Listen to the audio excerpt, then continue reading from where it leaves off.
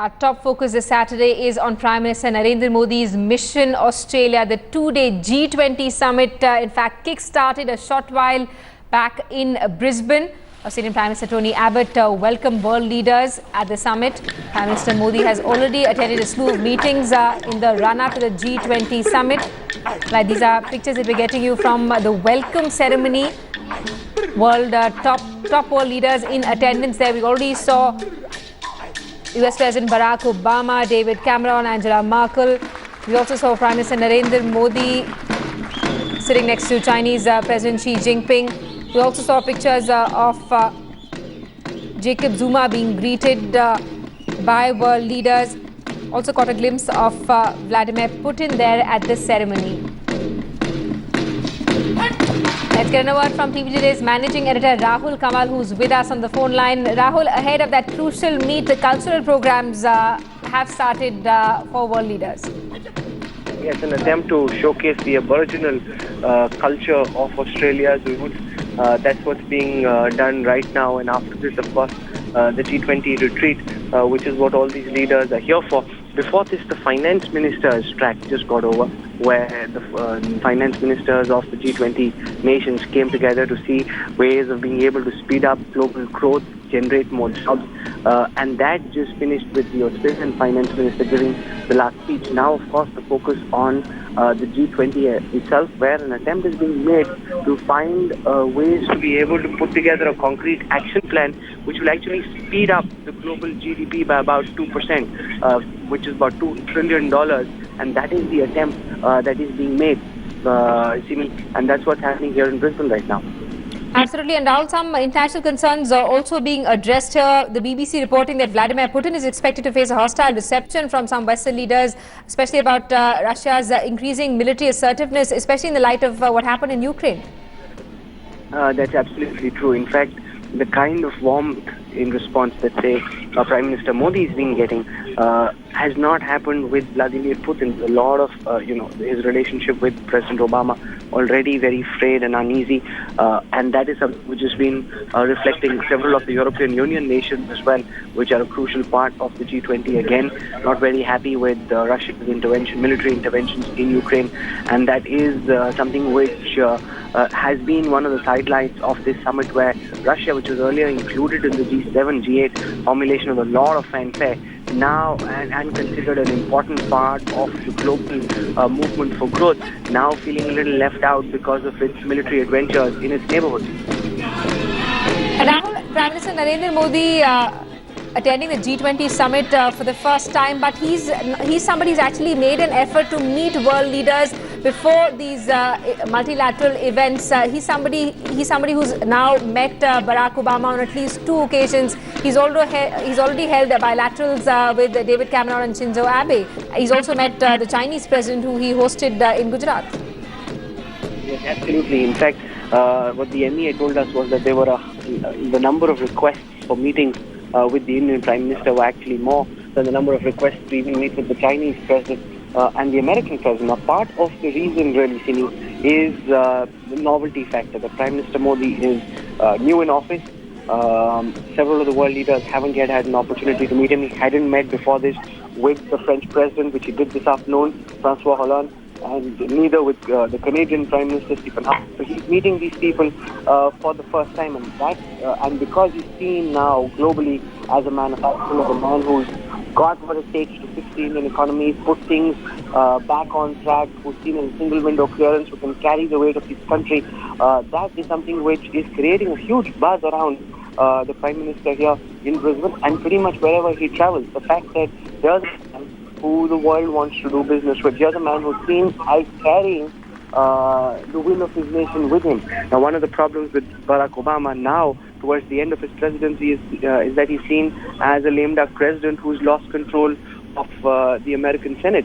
Whereas with Prime Minister Modi, here's someone who's at the top of his game, at the peak of his prowess, at the peak of his popularity, who carries the will of the Indian people with him, and that really makes him very different from, say, Prime Minister Manmohan Singh, who had a huge amount of intellectual respect, but was seen as someone who wasn't able to get things done, who wasn't able to get on with it, move things forward. And I think the agreement on the free trade facilitation agreement, right? That is a very, very significant outcome. And I keep coming back to that because that really shows that Modi is somebody who can get things done. Here's a problem that's been festering for several months that India has been holding out on. India was under immense pressure. India did not bow down and instead was able to get the United States and other global economies to adjust and understand India's problems and incorporate them in the new formulation that is being worked out, and that is a very significant movement. He's shown the ability to take decisions quickly. He's shown that he can get something done, and yet for the domestic constituency, he's shown that he's not going to cave under pressure, and that is very, very significant. And Rahul, global terrorism is something that's likely to be discussed as well. Issues relating to ISIS also likely to come up. And it's interesting how Narendra Modi pitching India's concerns about black money and linking it to terror, saying that there is specific need to tackle unaccounted black money because it can be used to fund global terror organizations. Well, we saw the United States ask India to come on board in the global coalition against the ISIS. Now, India refused to get involved, put its boots on the ground. That received a lot of criticism where people said that India was holding out unnecessarily.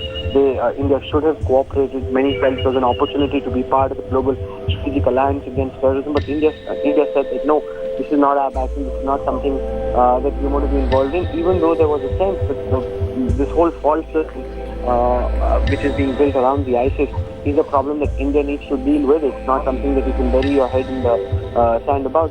But nonetheless, India held out, and an attempt was being made to try and bring India on board. But I think President Obama has got the message that here's a Prime Minister who's not willing to come on board, and that's been India's consistent policy as far as the ISIS is concerned. But on the issue of black money, by linking it to global terror financing, the Prime Minister trying to speed up the process of creating the consensus required to push through the global convention on black money, which will essentially allow for all information in bank accounts to be made available to tax authorities in all the countries simultaneously. Right now, you need to sign a bilateral agreement for disclosing information in bank accounts with each country.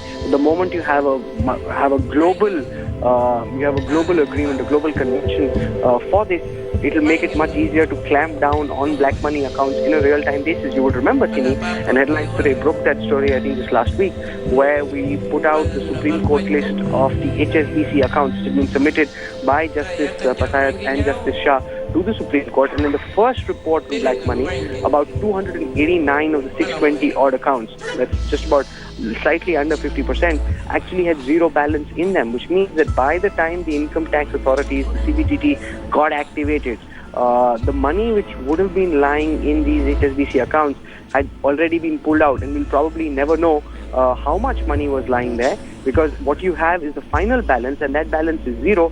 There may have been whatever amount of money, but that money has been pulled out. And right now, when we're asking the Swiss authorities for that information, in the Justice Shah report, it says that information is not being made available by the Swiss authorities. So you even with the best of intentions, you're stuck with a black hole on black money. Now, how do you deal with that? The moment you have this sort of a global convention, you can say, here is the bank account number in whichever branch, whether it's UBS, whether it is HSBC, and I want information for that particular account. And they will have to give you the bank statement, which details previous transactions as well, not just the final balance amount, but previous transactions. And that will enable you to determine how much money was in those supposedly dubious accounts in the first place. Now, some of them may turn out to be non-dubious accounts, but some of them could possibly be dubious accounts, which right now there's a high level of frustration in the CBT, in the Enforcement Directorate, in the Income Tax Department. They're not being able to move ahead.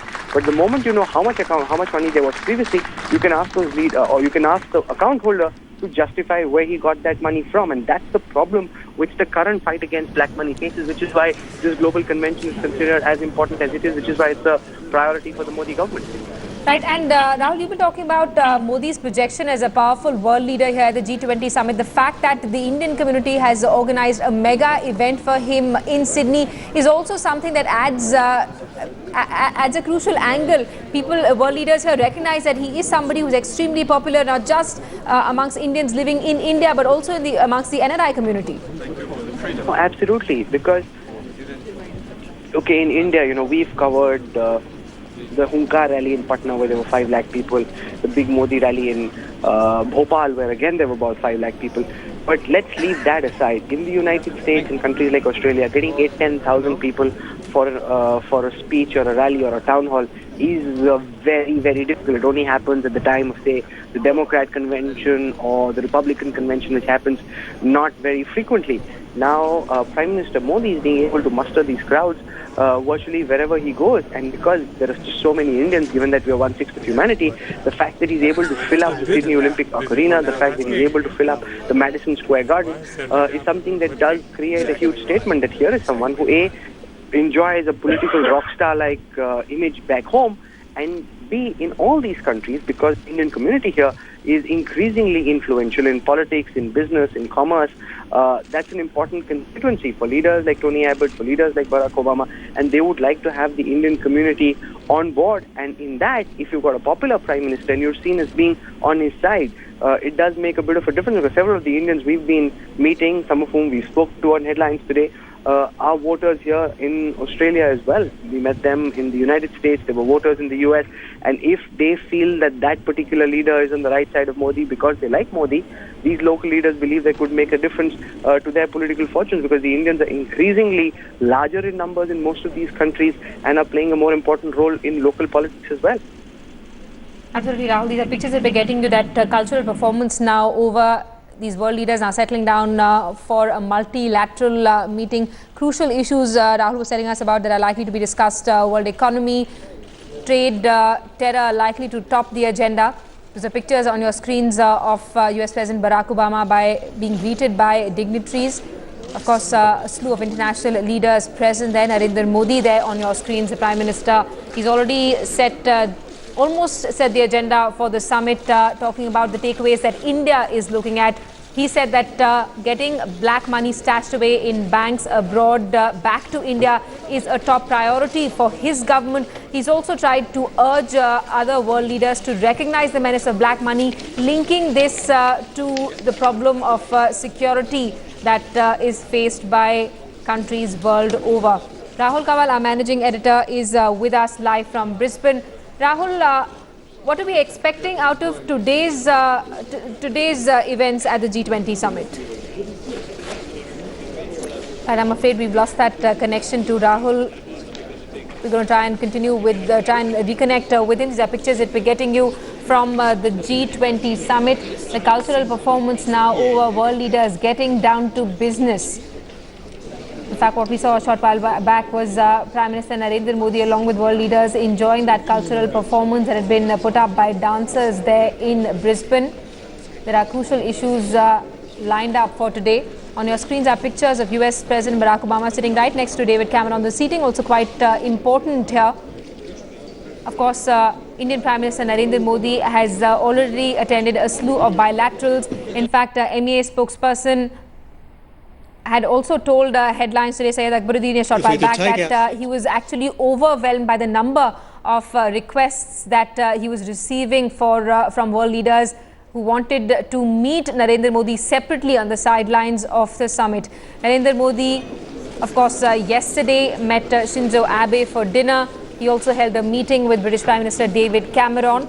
Earlier in the morning, after he landed in Brisbane, he also went to the Queensland University of Technology, where he met scientists and students at the university, looked at some agricultural innovations. These are pictures of Vladimir Putin on your screens. We've been talking about how his relationship with the Western leaders has been a bit strained, especially in the view of reported aggression by Russia, especially in light of what happened in Ukraine. I believe we can now go across to Rahul, who's with us on the phone line again. Rahul, what are the big takeaways that we're expecting from today's event at the G20 summit?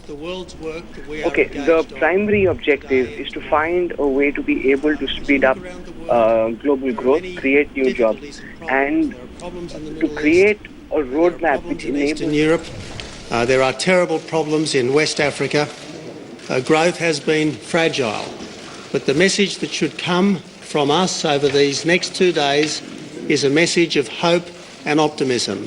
Yes, our world can grow, and yes, our world can deliver the jobs that our people want. There have been many conferences which have talked about what we want.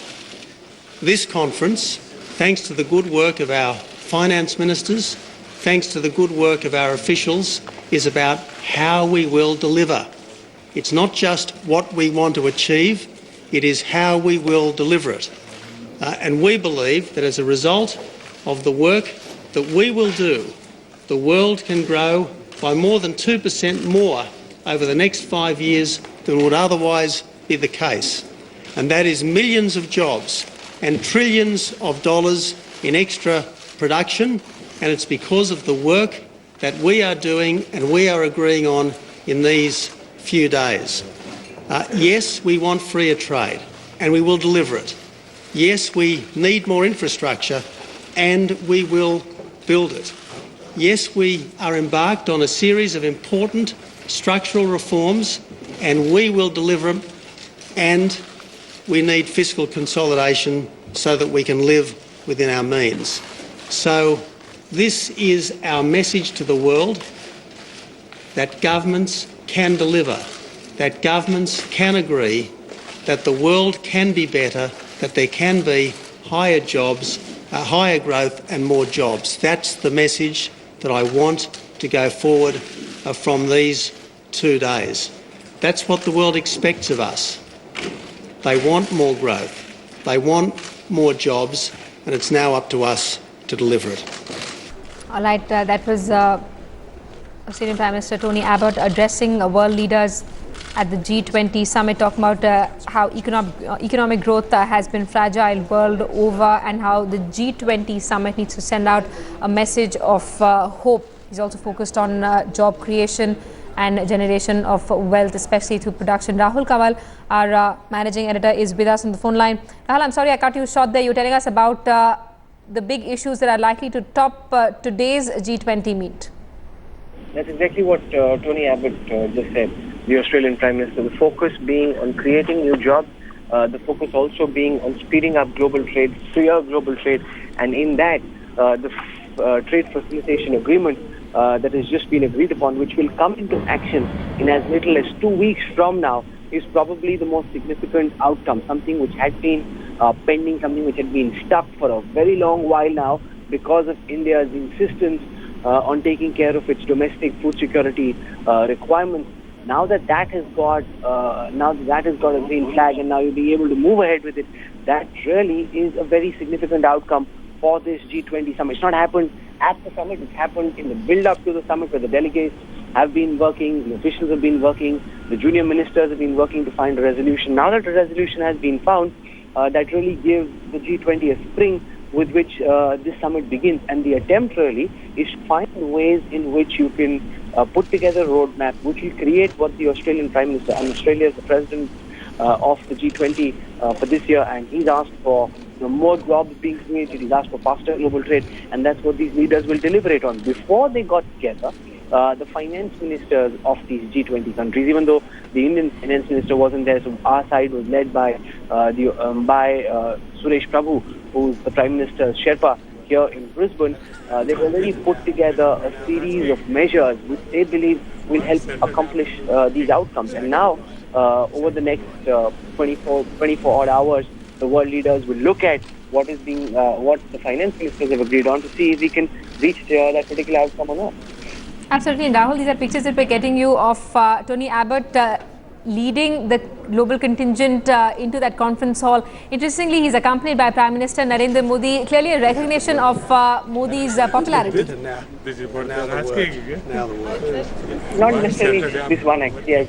One of the leaders who's present over there, naturally, he will be present in several of these things. But I think it's the surround sound around Modi. The fact that you've got crowds waiting for him pretty much wherever he travels, the fact that there are Indians chanting Modi, Modi, and because there's just so many of us, that gives the Prime Minister an added hue, which, everyone is envious of. I'm sure the French President or the German Chancellor. And it's very interesting, while we were out last night, after finishing a very long day of work in the Central Business District, we were told that the German Chancellor had come to a strip joint in Brisbane. Now, imagine that's something that Modi is never going to do, Simi. But she came to check out the craft. She hung out with several of the Australians, some of whom recognized her, some didn't. But there were some Germans who were very happy to see their leader. She's quite popular in Germany, and she just wanted to check out the sights and sounds of Brisbane. I don't know if this was planned in advance, but she had a security contingent around her. She went to a popular strip joint, and no fuss, no hypocrisy. She just wanted to check out the sights and sounds, and she in fact said that I wish more leaders would go out and see Brisbane. And Brisbane, unlike say a Sydney or a Melbourne, which are main commercial centres of Australia, is one of the smaller upcoming cities, and the Australian government is trying to project Brisbane as the next happening place.